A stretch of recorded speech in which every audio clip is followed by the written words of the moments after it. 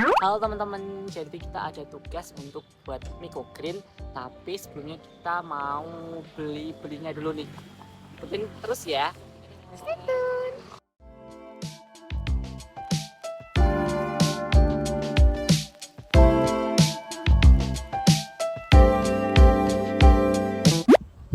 Nah, sekarang kita udah ada benihnya nih. Tapi sebelum kita tanam, perkenalkan, namaku Muhammad Hidayat Sujud Asdik dari kelas 12 MIPA 5, nomor absen 20. Perkenalkan, nama saya Nabila Syifa Dinja Puspita, nomor absen 22. Nama saya Tania Tifa Hilga, absen 29. Nama saya Zara Jova Putri Inviano, absen 36. Nah, tapi sebelum itu, kalian tahu nggak sih apa itu microgreen? Jadi, microgreen adalah sayuran hijau yang dipanen tepat setelah daun cotyledon berkembang dengan satu set yang sejati. Nah, di microgreen itu mengandung banyak sekali zat antioksidan. Nah, antioksidan dapat dimanfaatkan untuk mencegah penuaan dini, menjaga kesehatan tubuh jangka panjang, dan dapat melawan zat karsinogen yang berpotensi untuk menyebabkan kanker. Nah, microgreen ini kaya akan nilai gizi. Microgreen mengandung kalsium, magnesium, zat besi, zinc, dan mineral lainnya.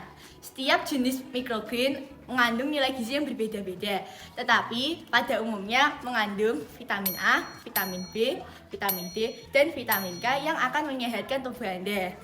Nah, microgreen ini memiliki 5 keunggulan dibandingkan sayur dewasa. Pertama, kaya akan nutrisi. Kedua, mudah dan praktis untuk ditanam. Ketiga, cepat untuk dipanen. Keempat, mengandung antioksidan. Dan yang kelima, mengurangi resiko penyakit mematikan. Tetapi microgreen memiliki kelemahan, yaitu hanya dapat 1 kali panen. Jika ingin memanennya kembali, harus ditanam ulang dari awal. Nah, kalian tahu nggak sih teman-teman? Jadi, tipe perkecabahan itu dibedakan menjadi 2. Yang pertama ada tipe perkecabahan hipogeal yang ditandai dengan terbentuknya bagian bakal batang yang tumbuh ke permukaan tanah. Tapi perlu diingat, cotyledonnya ini akan tetap berada di dalam permukaan tanah ya teman-teman. Lalu yang kedua ada perkecabahan epigel yang ditandai dengan bagian hipokotilnya yang tumbuh memanjang. Jadi, bagian kotiledon dan plumulanya akan terdorong ke permukaan tanah. Nah, untuk benih yang kita tanam, benih bayam ini termasuk tipe perkecabahan epigel. Faktor-faktor yang mengaruhi proses perkecambahan, yaitu 1. Air. Salah satu faktor yang mengaruhi perkecambahan adalah air. Hal ini sangat diperlukan agar proses perkecambahan bisa terjadi dan memecahkan dominasi biji. Umumnya kebutuhan ini akan air tidak melampaui 2 atau 3 kali dari berat keringnya. Yang kedua yaitu oksigen. Oksigen juga salah satu faktor perkecambahan. Proses respirasi ini akan berlangsung selama biji masih hidup. Selain itu, oksigen juga diperlukan oleh tumbuhan untuk bernapas. Yang ketiga adalah suhu. Suhu juga tidak kalah penting dalam proses perkecambahan, karena suhu mempengaruhi kerja enzim. Suhu yang kurang sesuai akan menyebabkan kerja enzim di dalam sel kurang optimal sehingga proses metabolisme menjadi terganggu. Yang keempat adalah cahaya. Cahaya memegang peranan penting yang sangat penting dari beberapa tanaman. Peranan cahaya dalam merangsang atau menghambat perkecambahan biji dari beberapa tanaman ini telah diketahui sejak dari abad pertengahan ke-19. Nah, teman-teman, sekarang kita akan melanjutkan menanam bibit bayam. Tapi sebelum itu, saya dan teman-teman akan memberitahukan kepada kalian alat dan bahan yang diperlukan. Yang pertama adalah bibit bayam. Yang kedua ada air. Yang ketiga ada metan atau media tanam. Yang keempat ada skop. Yang kelima ada wadah. Dan yang keenam ada semprotan air. Nah, kita lanjutkan ke cara kerjanya ya teman-teman. Jadi, ini alat bahan yang diperlukan. Yang pertama, masukkan metan ke wadah plastik.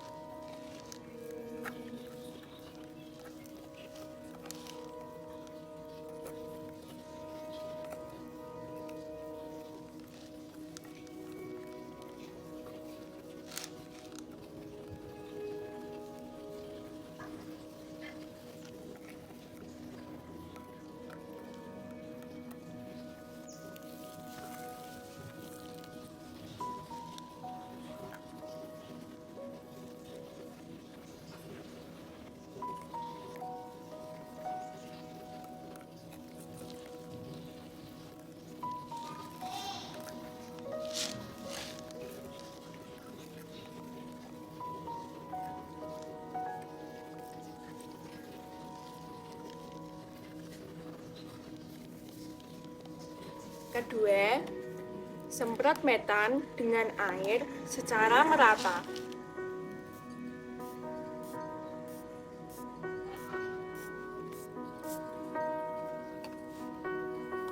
Ketiga, taburkan benih bayam ke dalam wadah plastik yang sudah diberi metan dan air.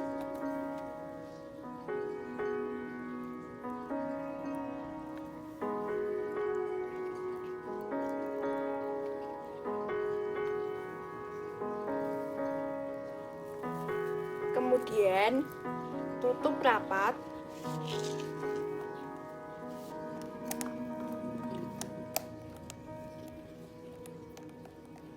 Lalu, lapisi dengan plastik hitam.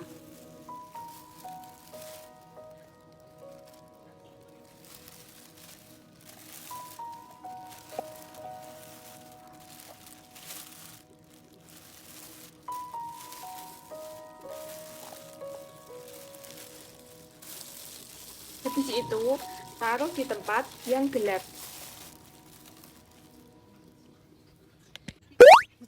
Sekian cara kerja dan pembahasan mengenai microgreennya ya teman-teman. Tunggu untuk progres 2 minggu ke depan. Terima kasih.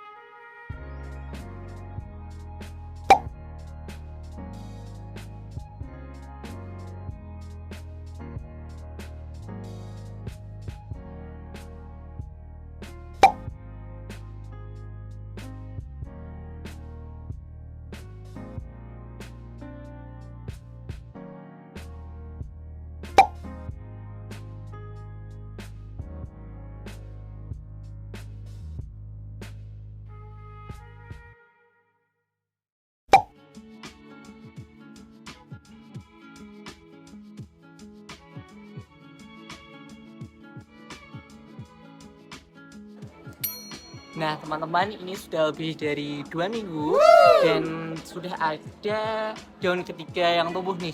Jadi setelah ini kita mau nilain ke Bu Ambar. Ikutin terus ya. Nah setelah itu sudah dapat dipanen dan kemudian bisa diolah.